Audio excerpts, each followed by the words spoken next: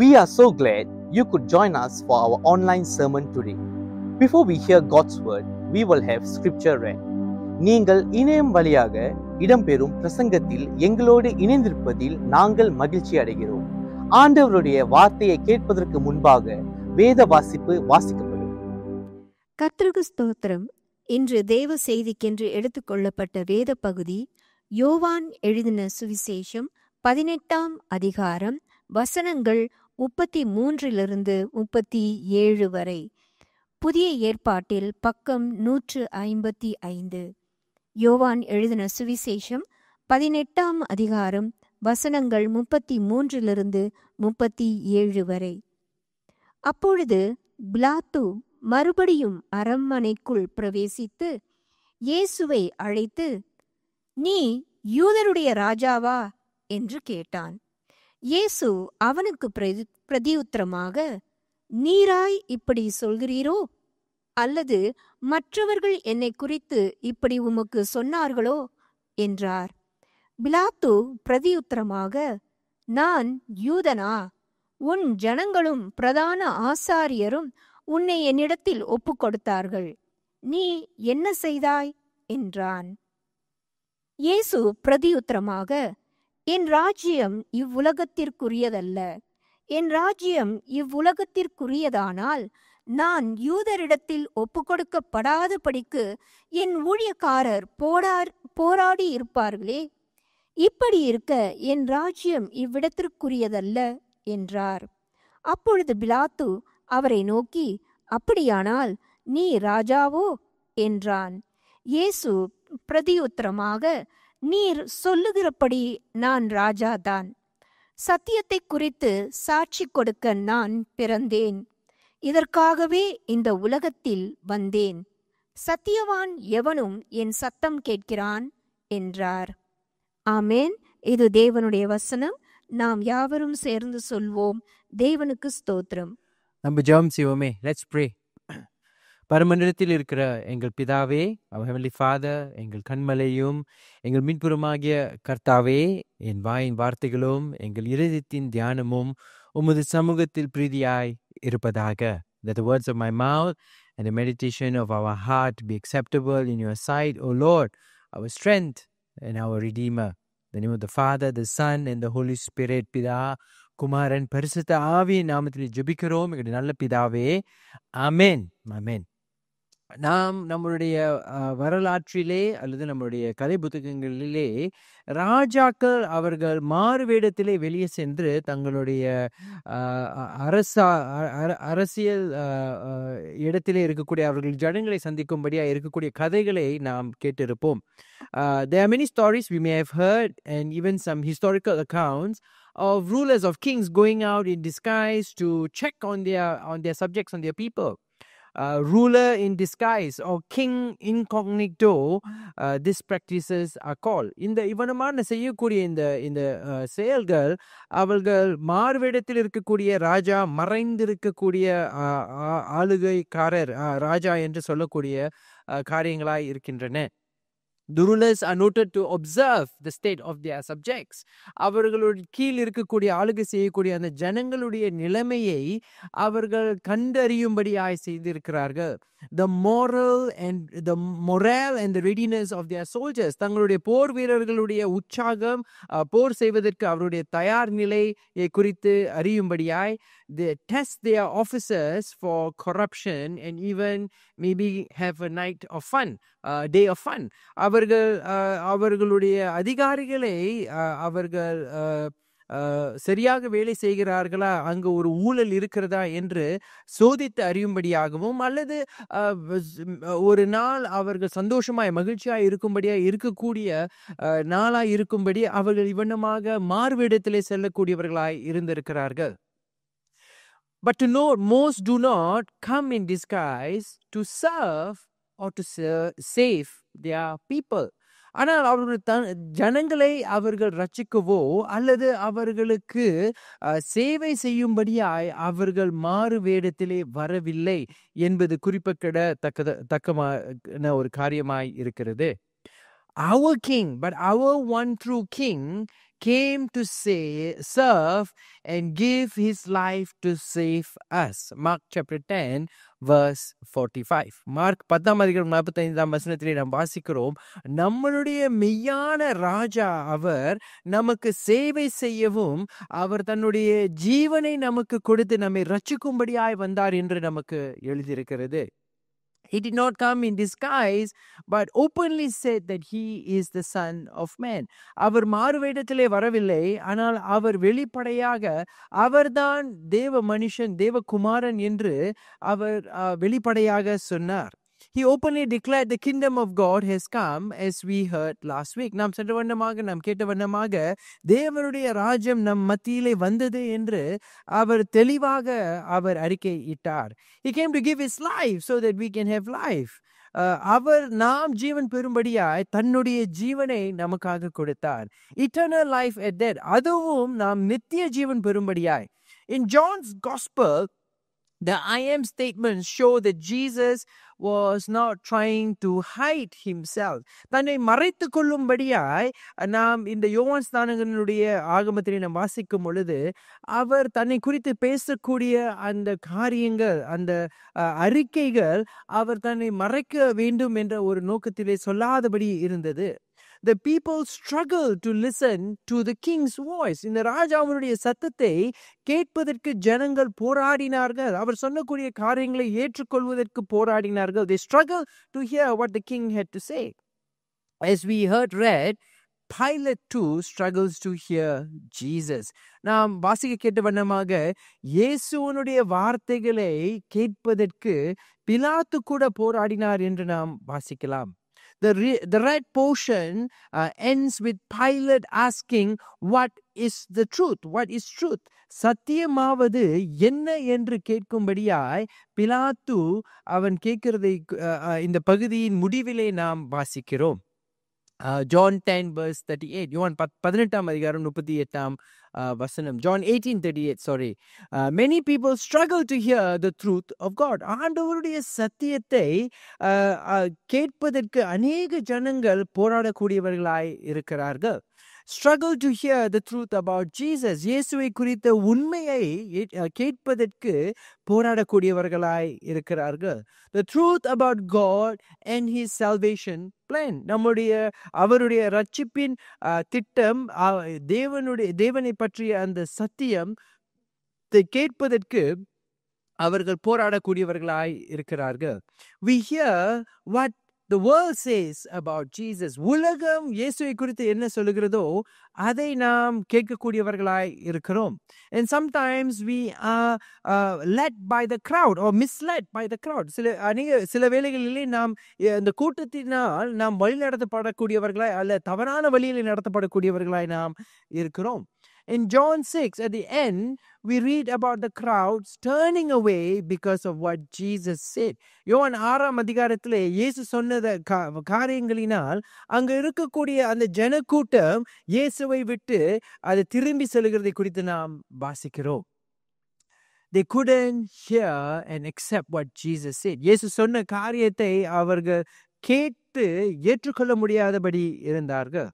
My friends, so I've titled today's sermon as Listen to the True King.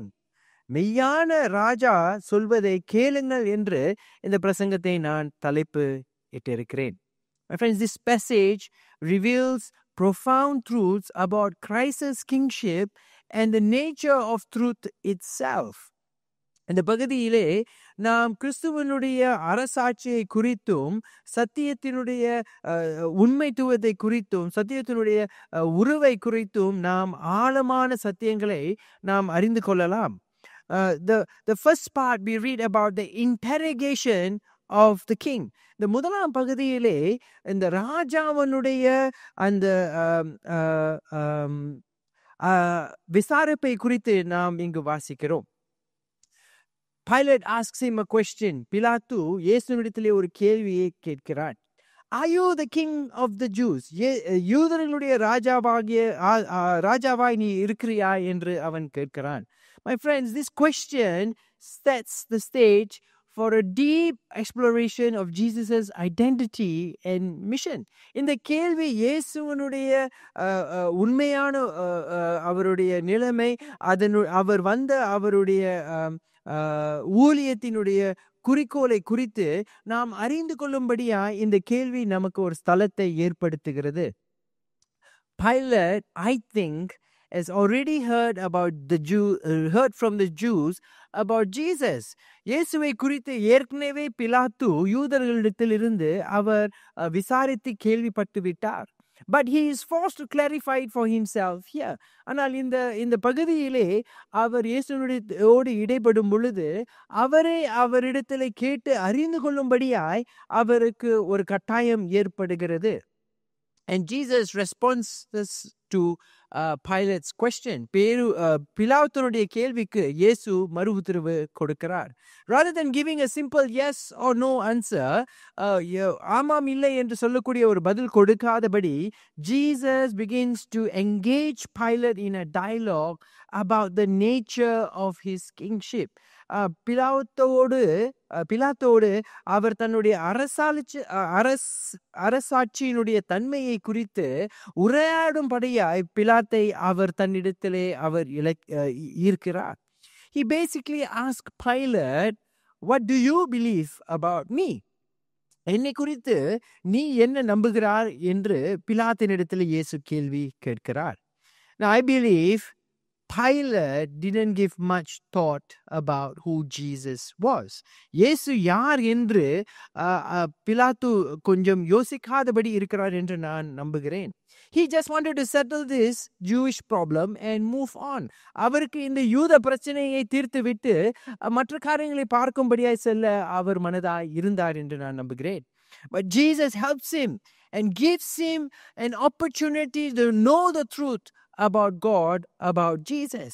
ஆனால் இயேசு அவனுக்கு உதவி செய்யும்படியாய், அவனுக்கு இங்க உண்மையை அறியும்படியாய், அவரை குறித்தும் ஆண்டவரை குறித்தும் அறியும்படியாய் அவனுக்கு ஒரு தருணத்தை இயேசு இங்கு கொடுக்கிறார்.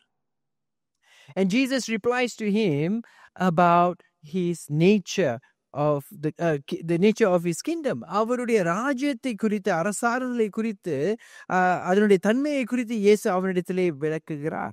Jesus contrasts the earthly heavenly kingdoms in his reply.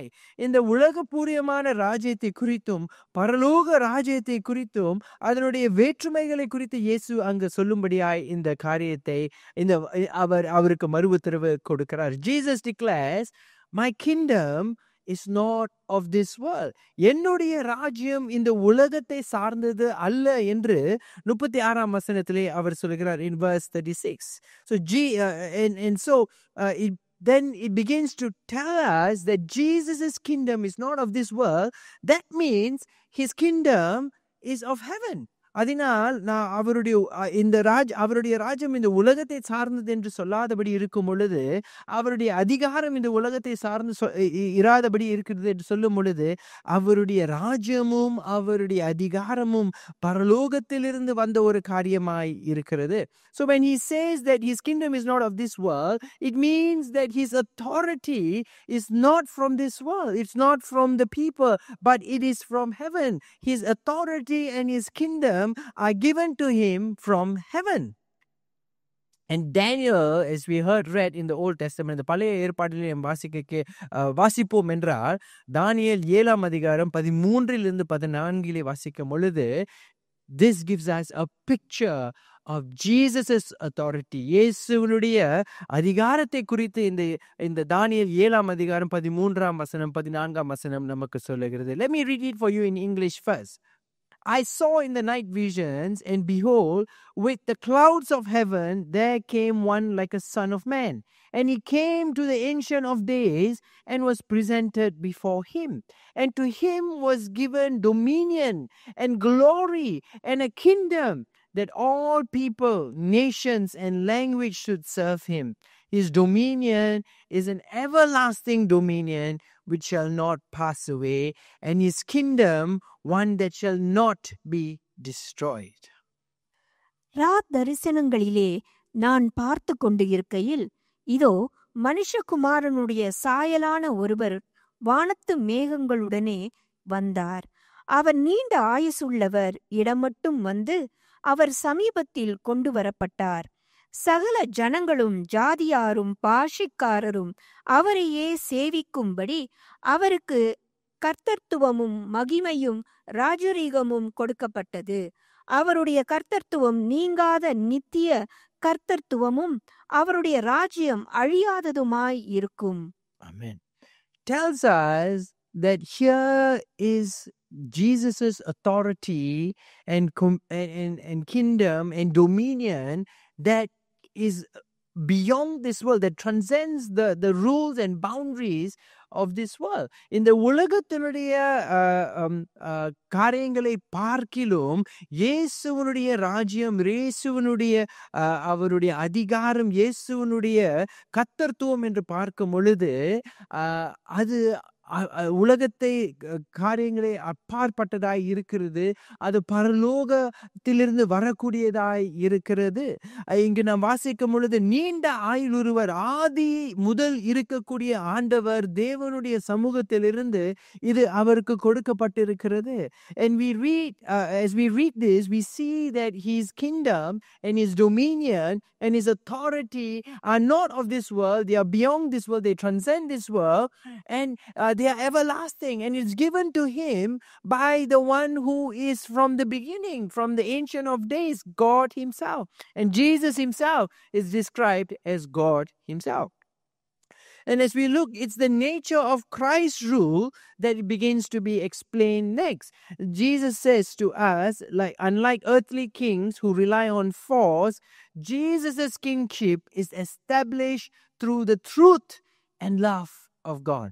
ஆனால் நாம் இங்கே கிறிஸ்துவனுடைய ராஜரீகத்தை குறித்து நாம் பார்க்கும் பொழுது, அதனுடைய தன்மையை குறித்து நாம் பார்க்கும் பொழுது, இந்த உலகத்தினுடைய ராஜாக்கள் எப்படி தங்களுடைய அதிகாரத்தின் மூலமாய் ஆளுகை செய்கிறார்களோ அவனமாக செய்யாதபடி இயேசுவனுடைய அரசாளுகை அது சத்தியத்தினாலும் அன்பினாலும் செயல்படக்கூடியதாய் அது நட்டிருக்கக்கூடியதாய் இருக்கிறது.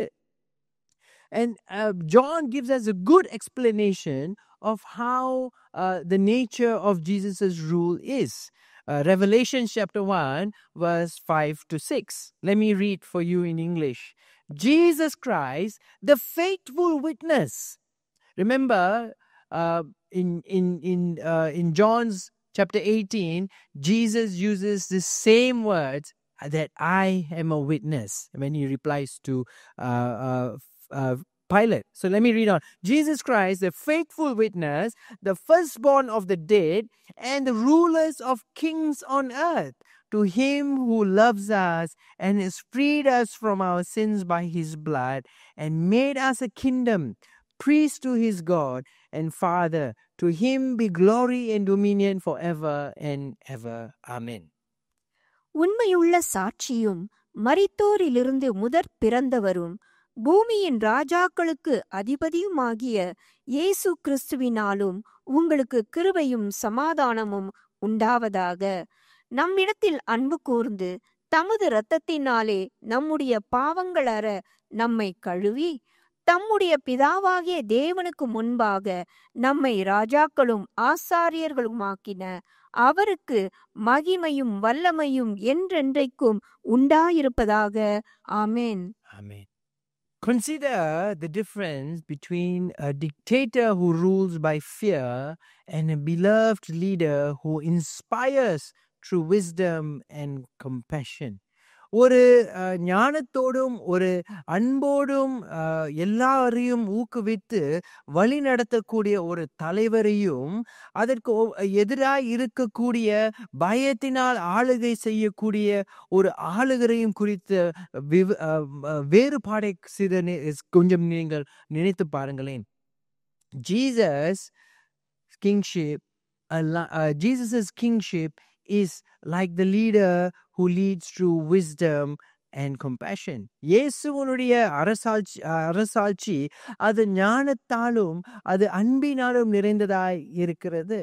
Take for example a certain South Asian country which is dealing with a civil war. நம்மளுடைய இந்த கிழக்காசியா தேசங்களிலே இருக்கக்கூடிய இந்த உள்நாட்டு போரிலே ஈடுபட்டு இருக்கக்கூடிய ஒரு தேசத்தை நீங்கள் உதாரணமாய் நீங்கள் எடுத்துக்கொள்ளுங்களேன். I'm sure you can understand who I'm talking about. நான் யாரை குறித்து பேசுகிறேன் என்று உங்களால் நிச்சயமாக ஊகிக்க முடியும். We looked at the interrogation of Jesus to find the truth. இயேசுவை குறித்த உண்மையை அறியும்படியான ஒரு உரையாடலை குறித்து நாம் பார்த்தோம். நாம் அதன் பிறகு அவருடைய ராஜ்யம் இந்த உலகத்தை சார்ந்தது அல்ல, அவருடைய ராஜ்யத்தினுடைய தன்மையை குறித்து நாம் அதன் பிறகு பார்த்தோம். மூன்றாவதாக இந்த ராஜாவினுடைய அரசாளுடைய அதனுடைய குறிக்கோள் என்ன? What is the purpose of this king and his kingdom? Jesus tells us in verse 37, இந்த 37ஆம் வசனத்திலே இயேசு இதை நமக்கு சொல்லுகிறார். Jesus states that his mission is this: for this I was born and for this I came into the world, to testify about the truth. இயேசு எதற்காக வந்தார் என்று அவர் சொல்லும் பொழுது அவர் சொல்லுகிறார், நான் இதற்காக தான் நான் பிறந்தேன், இதற்காக தான் நான் உலகிலே வந்தேன், நான் சத்தியத்தை குறித்து சாட்சி சொல்லும்படியாய் வந்தேன் என்று சொல்லுகிறார். Jesus is saying that he came to testify, to reveal, to show, to tell the truth about God and his salvation plan. இயேசு அவர் ஏன் உலகத்துக்கு வந்தார் என்றால், அவர் ஆண்டவரை குறித்து, அவருடைய சத்தியத்தை குறித்து, அந்த உண்மையை குறித்து அவர் சாட்சியாய் சொல்லும்படியாகவும், ஆண்டவருக்கு சாட்சியாய் வரும்படியாகவும், அவர் நம்மை குறித்து இருக்கக்கூடிய அந்த ரட்சிப்பினுடைய திட்டத்தை குறித்து சாட்சி சொல்லும்படியாய் வந்திருக்கிறார் என்று இங்கு 37ஆம் வசனத்திலே சொல்லியிருக்கிறார். அவர் தன்னுடைய அதிகாரத்தை பயன்படுத்தி வலுக்கட்டாயமாய் இந்த உலகத்தை அவர் ஆர்ப்பரித்துக் கொள்ளும்படியாக அல்ல, அதற்கு சேவை செய்யும்படியாய், அதை ரட்சிக்கும்படியாய், அதற்கு சாட்சி கொடுக்கும்படியாய் வந்திருக்கிறார் என்று அவர் இங்கு சொல்லுகிறார். Jesus comes and tells them and says that I'm a witness. I have not come to abrogate. I have come not by force to take this world and rule it, but I have come now to serve it and save it. அதற்கு ஊழியம் செய்யும்படியாகவும் அதை ரட்சிக்கும்படியாகவும் நான் வந்திருக்கிறேன் என்று இயேசு சொல்லுகிறார். Now Jesus says to him, in another part, Jesus says that I am the way, the truth and the life. No one comes to the Father except through me. John chapter 14 verse 6. அதற்கு இயேசு, நானே வழியும் சத்தியமும் ஜீவனுமாய் இருக்கிறேன், என்னாலே அல்லாமல் ஒருவனும் பிதாவினிடத்தில் வரான். Amen. Jesus here says that he is the truth.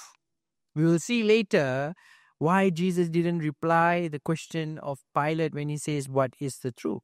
நாம் ஏன் இயேசுதான் சத்தியம் என்று அவர் இயேசு இங்கு நான் தான் சத்தியம் என்று சொல்லுகிறார். பிலாத்து எது சத்தியம் என்று எது என்று கேட்கும் பொழுது அதற்கு இயேசு பதில் சொல்லாதபடி இருப்பதற்கு இதுவே காரணமாய் இருக்கிறது. Because before Pilate, Jesus is standing there as the truth.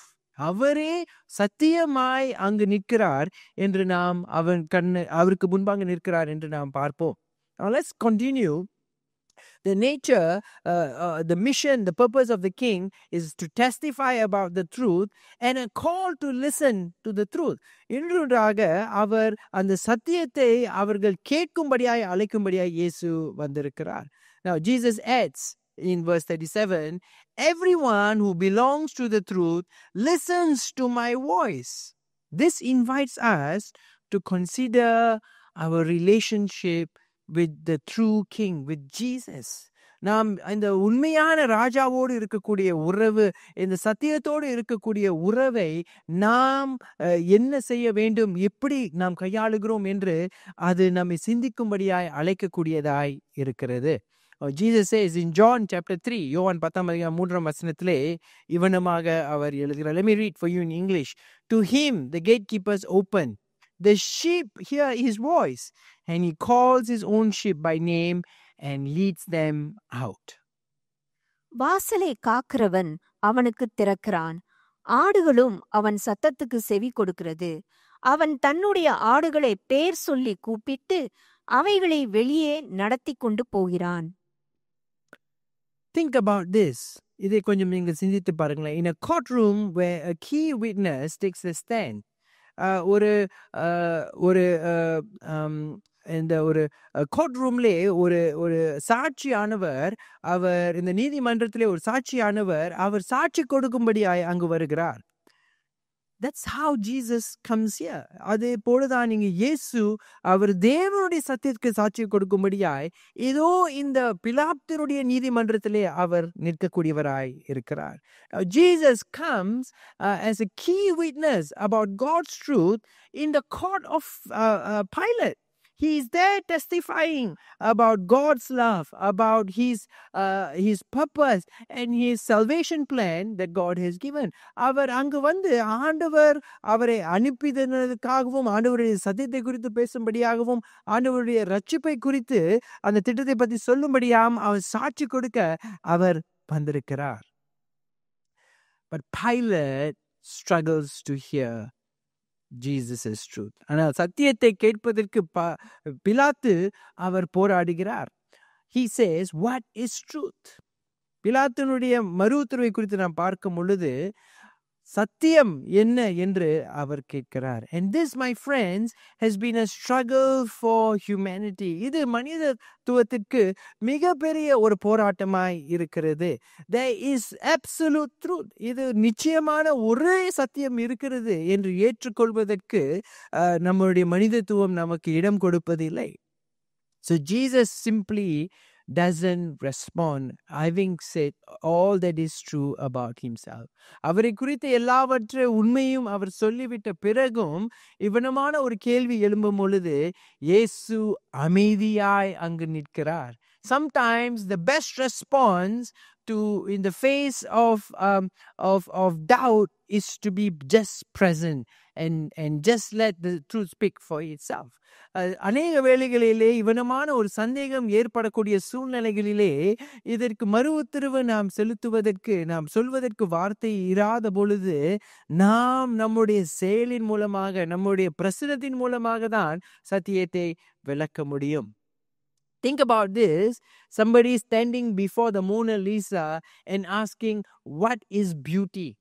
Mona Lisa படத்திற்கு முன்பாக நின்று ஒருவர் எது அழகானது, அழகு எவ்வளவு அருமையாய் இருக்கும் என்று கேள்வி கேட்பார் என்றால் அது எப்படி இருக்கும்? Sometimes he just needs to see it. அதை அவர் காண வேண்டியதாய் இருக்கும். My friends, as we reflect on this passage, we are challenged to consider our own response to Jesus' kingship and his claim to the truth. இயேசு இவனமாக சத்தியத்தை குறித்து பேசும் பொழுதும் அவருடைய அரசாட்சிக்கும் நாம் நம்முடைய மறு உத்தரவு எப்படியாய் இருக்கிறது? நாம் அவருடைய சத்தியத்துக்கு செவி கொடுக்கக்கூடியவர்களாய் இருக்கிறோமா? Will we like Pilate question and dismiss Jesus? நாம் பிலாத்து போல இயேசுவை குறித்து அவருடைய குறித்திருக்கக்கூடிய உண்மைகளை நாம் கேள்வி கேட்டு அதை நிராகரிக்கக்கூடியவர்களாய் இருக்கிறோமா? Or will we recognize and submit to the King, the one true King, Jesus Christ? அல்லது நாம் இந்த உண்மையான ராஜாவுக்கு அவருடைய சத்தியத்திற்கு நாம் கேட்டு ஒப்பு கொடுக்கக்கூடியவர்களாய் இருப்போமா? How does it look to be submitted to the one true King? இந்த உண்மையான ராஜாவுக்கு செவி கொடுத்து நாம் ஒப்பு கொடுக்கக்கூடியவர்களாய் இருக்கும் பொழுது அது எப்படி இருக்கும்? My friends, we will live out the truth of Jesus in our life, the kingdom values in our life. நம்முடைய ராஜாவினுடைய போதனையின்படி, அவருடைய சத்தியங்களின்படி நாம் ஜீவிக்கக்கூடியவர்களாய் இருப்போம். ராஜ்யத்தினுடைய குறிக்கோள்களை, ராஜ்யத்தினுடைய உண்மைகளை நாம் நம்முடைய ஜீவியத்திலே செய்யக்கூடியவர்களாய் இருப்போம். நாம் பிறரை we will love others, நாம் பிறரை நேசிக்கக்கூடியவர்களாய் இருப்போம். ஆண்டவரை நேசிக்கக்கூடியவர்களாய் இருப்போம். We will love others, we will love God, and we will share the good news about God's redemption plan. நாம் மற்றவரிடத்திலே ஆண்டவருடைய மீட்பின் திட்டத்தை நாம் பகிர்ந்து கொள்ளக்கூடியவர்களாய் இருப்போம். We will seek out God's will in our daily life and we will do it. நாம் அன்றாடும் ஆண்டவருடைய நம்முடைய வாழ்க்கையினுடைய சித்தத்தை நாம் அறிந்து கொண்டு அதன்படி செயல்படக்கூடியவர்களாய் நாம் இருப்போம். We will do our work, our life in our home, and we will do our relationships. We will manage our relationships in the effort to serve Christ. நாம் கிறிஸ்துவுக்கு ஊழியம் செய்யும்படியாய் நம்முடைய வேலை ஸ்தலத்திலே, நம்முடைய வீட்டிலே, நம்முடைய உறவுகளை அதை நாம் அந்த பொறுப்புகளை சரியாக செய்யக்கூடியவர்களாய் இருப்போம். We will look at our priorities. நம்மளுடைய எதற்கு முக்கியத்துவம் கொடுக்கிறோம் என்று நாம் அதை பார்க்கக்கூடியவர்களாய் இருப்போம். Does it align with the kingdom, the king's kingship and king's goals? நம்முடைய ராஜாவினுடைய அரசாட்சிக்கும் அவருடைய ராஜ்யத்துக்கும் அது அணுகக்கூடியதாய் இருக்கிறதா? Seek God's kingdom first. தேவனுடைய ராஜ்யத்தை முதல் தேடக்கூடியவர்களாய் நாம் இருப்போமா? My friends, these are some simple ways that we can ask ourselves if we have heard the King of Glory. இந்த ராஜாவை, இந்த மகிமையின் ராஜாவுடைய சத்தத்தை, உண்மையான ராஜாவுடைய சத்தத்தை நாம் கேட்டு வாழக்கூடியவர்களாய் இருக்கிறோமா என்று நாம் நம்மை ஆராய்ந்து பார்த்து கொள்ளலாம். Let's pray. நாம் ஜெபம் செய்வோமே. ஆண்டவரே, இதோ இந்த நாளிலே உம்முடைய சத்தியத்தை கேட்டு அதை பிலாத்து போல் நாங்கள் நிராகரிக்காதபடி ஆண்டவரே உமக்கு நாங்கள் ஒப்பு கொடுத்து ஜீவிக்கக்கூடிய பலனை எங்களுக்கு தரும்படியாய் நாங்கள் ஜெபிக்கிறோம். Lord, we pray that we will not reject the truth of your kingdom, the truth about you, and help us to live submissively under your kingship. Help us to prioritize, help us to seek first the kingdom of God. ஆண்டவரே, உம்முடைய ராஜ்யத்தை தேடும்படியாகவும் உம்முடைய ராஜ்யத்திற்கு முக்கியத்துவம் கொடுக்கும்படியாய் எங்களுக்கு கிருபை செய்யுங்க ஆண்டவரே. இயேசுவின் நாமத்திலே ஜெபிக்கிறோம் எங்களுடைய நல்ல பிதாவே. We pray in Jesus' name. Amen. We hope you have been blessed by the word of God today. If you have any questions after hearing the sermon today, or you need someone to talk to, please contact our church office. We would like you to know that you are not alone and that we as a church are willing to journey with you. We hope to be a safe space where you can grow in Christ as a person. We hope you have a great week. God bless you. நீங்கள் கர்த்தருக்குள் ஒரு நபராக வளர்ச்சி அடைவதற்கு உங்களது பாதுகாப்பான இடமாக நாங்கள் இருக்க விரும்புகிறோம். இந்த வாரம் உங்களுக்கு சிறந்த வாரமாக அமையட்டும். ஆண்டவர் உங்களை ஆசீர்வதிப்பாராக.